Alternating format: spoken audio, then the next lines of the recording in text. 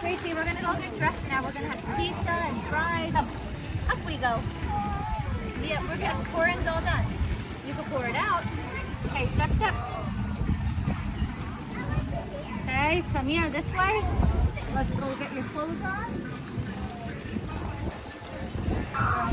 Just want to share a memory that happened last year when I was staying at this hotel. So I'll never forget that there was a mother that was trying to get her 2 children to leave the hot tub, and they were about 10 years old. And she said, come on, it's time to get out of the hot tub, and they didn't listen. And she said, come on, it's time to get out of the hot tub, and she said it a few times, and they didn't listen. Finally got to the point where she was so upset that she screamed, if you don't get out of the hot tub right now, we're leaving tomorrow. Now, we all know that that family is not leaving tomorrow. This is a very nice vacation that they're on, and they live nowhere near here. So we know that's not happening. And their kids knew that it wasn't happening too, because they didn't get out of the hot tub, and they also didn't end up leaving because I saw the family the next day.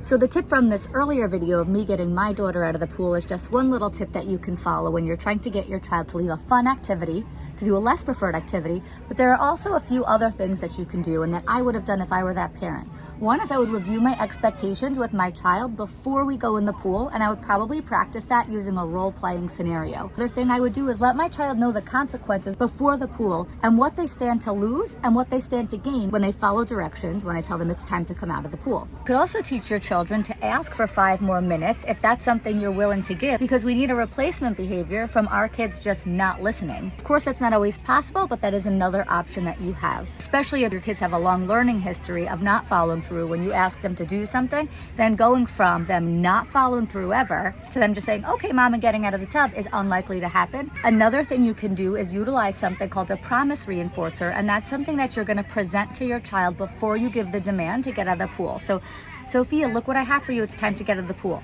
And if your children don't listen, that promise reinforcer goes away. And ideally, it should be something that's strong enough to get your kids to walk away from the pool. My Practical Parenting No Fluff Just Results course, I walk you through all of this in a step-by-step process so you can understand why your kids are engaging in certain behaviors, why they keep engaging in certain behaviors, and I will equip you with the tools needed so you feel confident when making these decisions. So as you can see, there's lots of different things that we can do besides getting to the point of screaming and threatening. Comment ready if you'd like more information on my Practical Parenting course.